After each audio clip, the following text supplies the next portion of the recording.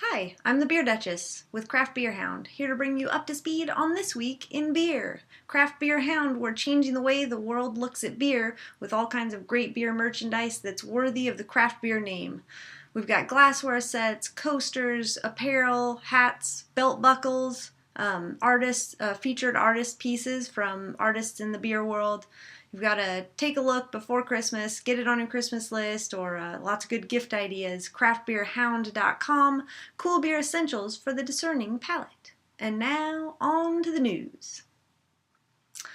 This week, November 20th, 2013, our shout out goes to bitchbeer.org.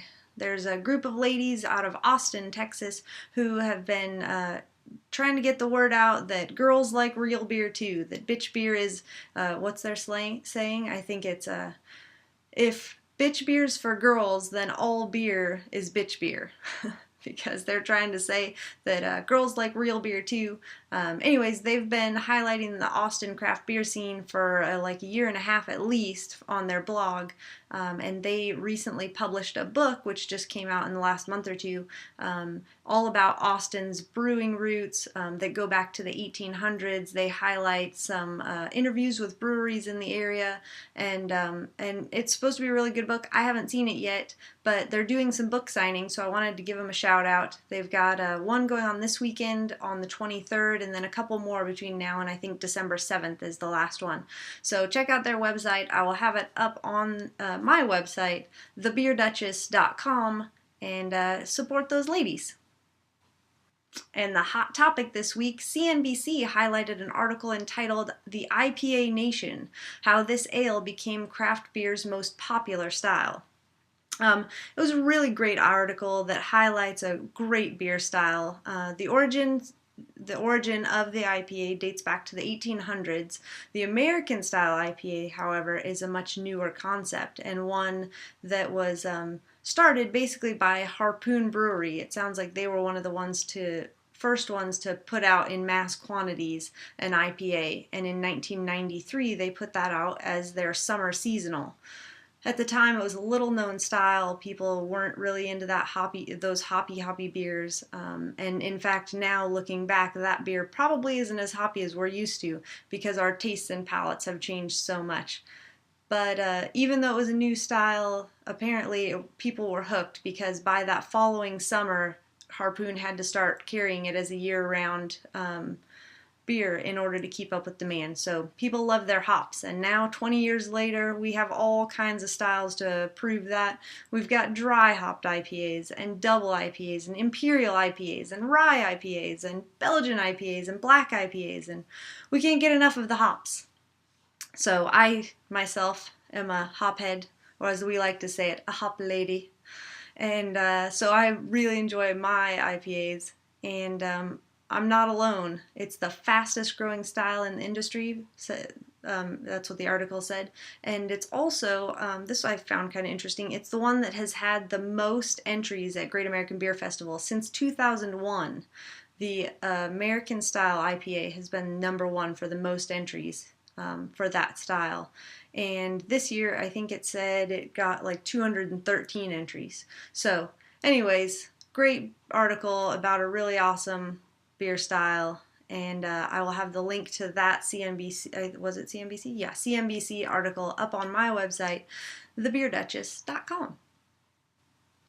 And for anyone who missed it, like me, Brew Dogs, the TV show, I believe it's Esquire TV's who puts it on. They've been doing it for months now. You know, it started sometime this year. I think it was over the summer, but I keep missing it. I'm always a little bit behind on TV, and so I finally just saw my first episode. I thought it was really good.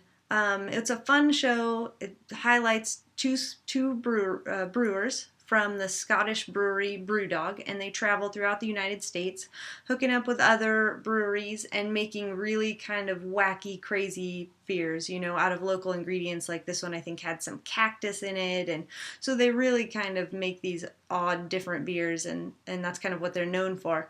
But the part of the show that I really liked is they'll sit down with people in a craft beer bar who are kind of novice beer drinkers, or maybe they're not all that, you know, I think they try and seek out people that aren't that familiar with different beers or not quite ready to branch out on their own, and they kind of take them under their wing and have them try some different beers that they probably would have never tried without a little bit of guidance, and they sort of try and steer them onto the craft beer train, and they definitely get some, you know, some wacky reactions to where people don't care for it, but a lot of times people are really enlightened by the experience, and so that touches my heart because I love introducing new people to new beers. So it's a fun show. If you haven't seen it, I recommend it. I'll put the link to their IMDb page up. I think they're on Amazon now and maybe even Netflix, so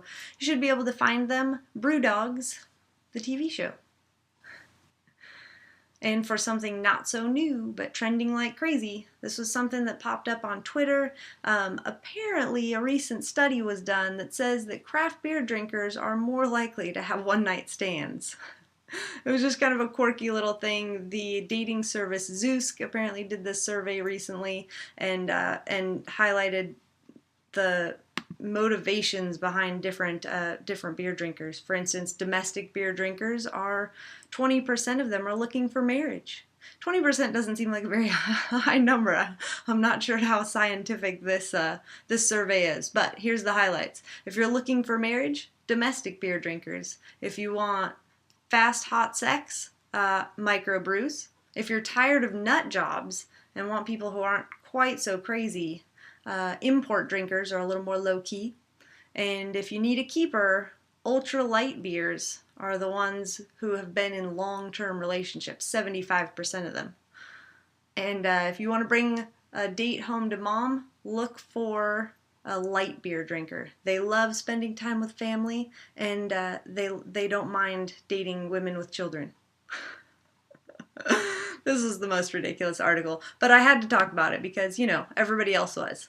So, there you go. If you missed it, now you're enlightened. And one last thing, my own personal beer journey. This week it was pretty exciting. I got to try a few different kind of fun and different beers. I had an Angry Orchard cider, which I have not had before. I've seen them on the shelves for a long time, and I just don't tend to pick up ciders very often, but a friend was doing a big, huge barbecue feast, and he had a bunch of a really spicy barbecue rub and barbecue sauce on this meat, and he said it went great with Straw Man from Angry Orchard, which is a farmhouse hard cider, and he was right. It was amazing. It really went really well. There was a little bit of appleiness. There was quite a bit of oak that comes through in this cider, and so it just went so well with the spicy barbecue. And that's a pairing if you haven't tried it before, like chili with some kind of a sweet beer. I can't even believe I'm going to say this, but Leinenkugel's Sunset Wheat with a really spicy hot chili actually goes really well. And if you haven't had Leinenkugel's Sunset Wheat, it's really very odd on its own. It tastes a lot like Fruity Pebbles. Okay, so away from the fruit beers. Sierra Nevada's Northern Hemisphere is out. I got my hands on a bottle. I cannot get enough of the fresh hop beers, and we're almost out of the season, so I had to pick that up. It was very good, as always. It was a little bit dirty compared to usual. I don't know. Must be a different hops that they're using maybe. But it was a little dirtier than usual, but still delicious. My favorite beer this week was Brooklyn Brewery's Local Number 1.